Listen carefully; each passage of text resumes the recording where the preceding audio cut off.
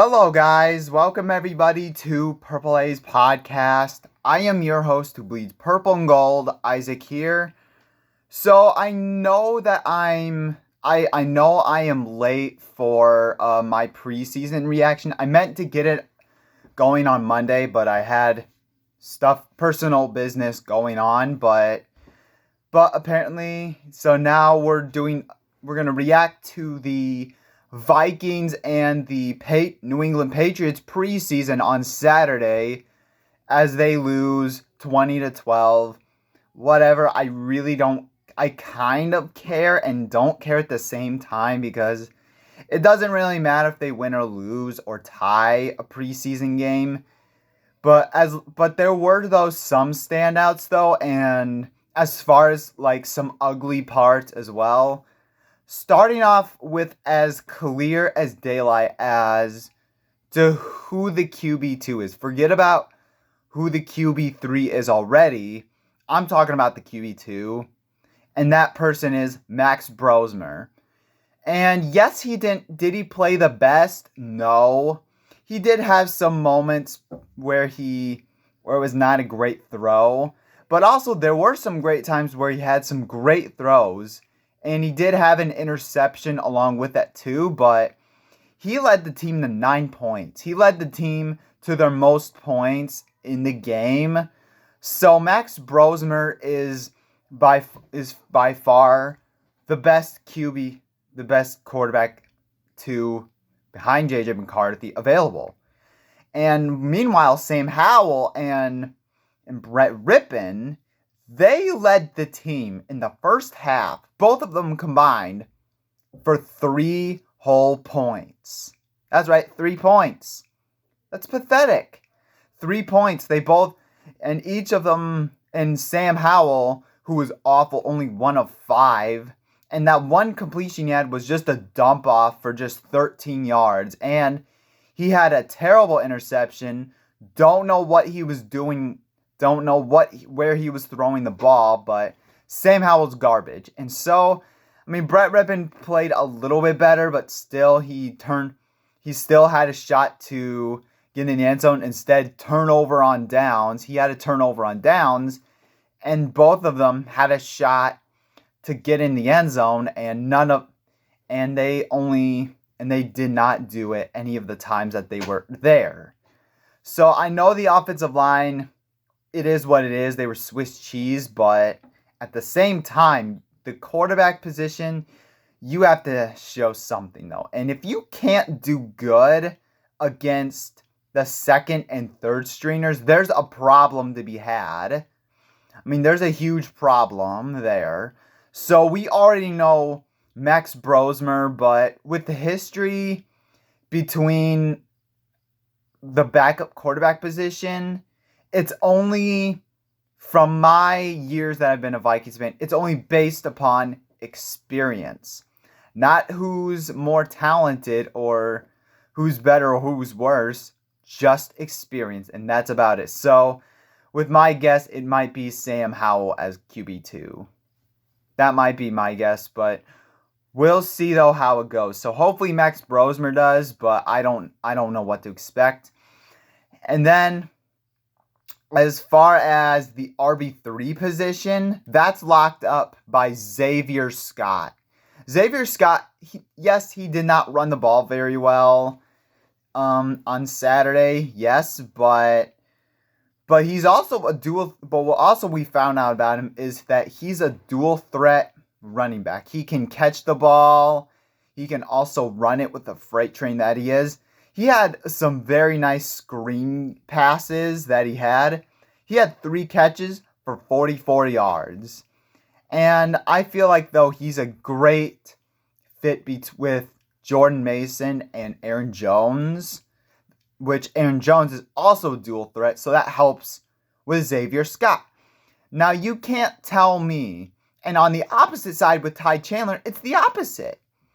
Because there's really nothing to see for Ty Chandler. There's really nothing more that I want to see from him. He can't run the football, and also he couldn't catch he ran a little bit better, but he also can't catch the football. He dropped a pass, I believe, it was in the middle of the field. He dropped the pass. You can't be doing dropping passes like that. So that's inexcusable by Ty Chandler. There's nothing to see of this dude. I was really rooting for this dude, but I feel like, though, that time has come and passed. He's a liability now. And the wide receivers, though, there's not really a whole lot, though. I would say the best receiver is Tim Jones, who had 5 for 69, the connection with Max Brosmer. So Tim Jones was probably the best receiver, but really there wasn't a whole lot really to really look at. Ty Felton, you could say he had a nice couple catches, but also there was the fumble on, I believe, a kickoff return or a punt return. And there were many drop passes. I don't know who all dropped passes, but most notably, Lucky Jackson.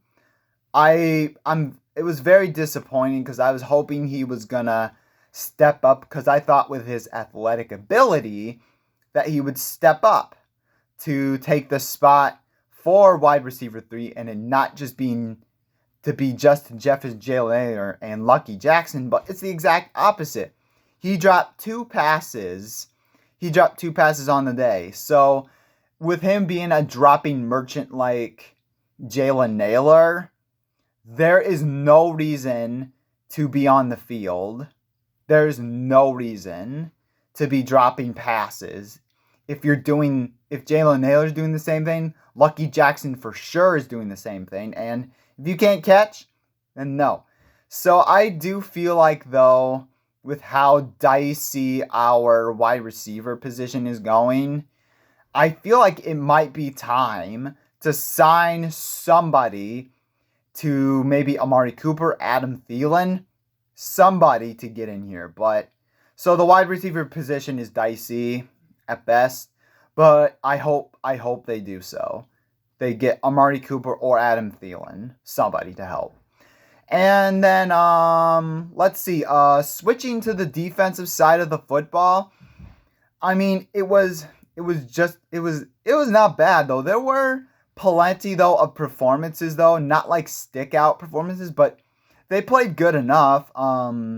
Gabriel Murphy had a huge TFL on third down. He was great. Kobe King, I mean, yes, he missed tackles, but also he made some plays, though. He had a big pass breakup on an island with the receiver, and then he almost had a sack on one of the Patriots quarterback.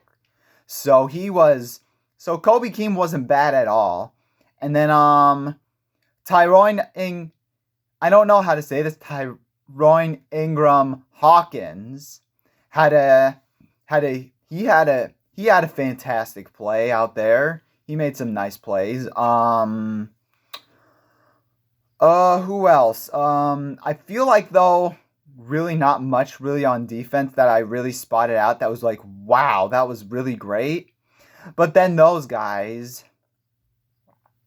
Oh yeah, also Taki Taimani had a nice few plays. And Bo Richter was there too. He was special too. Been waiting for that from him for a while. He didn't have a sack, but he made some very big plays, though. Very impressed with him. And as far as like the defensive mishaps that kept on happening, was missed tackles. Bro, missed tackles were such a huge issue on Saturday, like especially on the second touchdown that the Patriots got. The Patriots, I believe, wide receiver and tight end kept on running. He kept on running. He broke 3. I don't even know if he broke 3. He broke more than 3, I believe so. And just ran right through them and waltzed right in the end zone like that. You can't be missing tackles. One of the most basic things that you do on defense. One of the basic things is tackle. But they were unfortunately not able to tackle, and so that led them to a touchdown. And that basically led to multiple downs where the Patriots were able to move the football. So that's a big concern for the secondary. They need to tackle, otherwise they most likely aren't going to make the roster with this stacked defense, this Brian Flores led defense. You can't screw up like that if you're trying to make the 53 man. Just saying. And so there were a couple of special teams though. Miles Price, he dropped a few passes in the wide receiver, but as a kick returner, he had a huge one. I believe it was an 80-plus yard kickoff return down in the Patriots' red zone. Pretty close. So Miles Price might be a good kickoff returner, maybe for Rondale Moore. We'll see though. He does have that speed issue, but he did a great job on that kickoff return. And then obviously, how can you forget about Will Reichard, who was 4 for 4 on field goal attempts. He's been perfect ever since. So that means he's 8 for 8 in the preseason. Hopefully he's got his groove back. Hopefully so. So it was a murky preseason to witness, but it is what it is. So, I mean, we'll see how they do better on the third preseason against the Tennessee Titans. I don't know if I'll do. Maybe I might do a later one. We'll see how it goes, though. But otherwise, the show must go on, like I say. So thank you guys so much for watching. Make sure you guys hit the like button. Hit that subscribe button if you haven't already. Skull Vikings.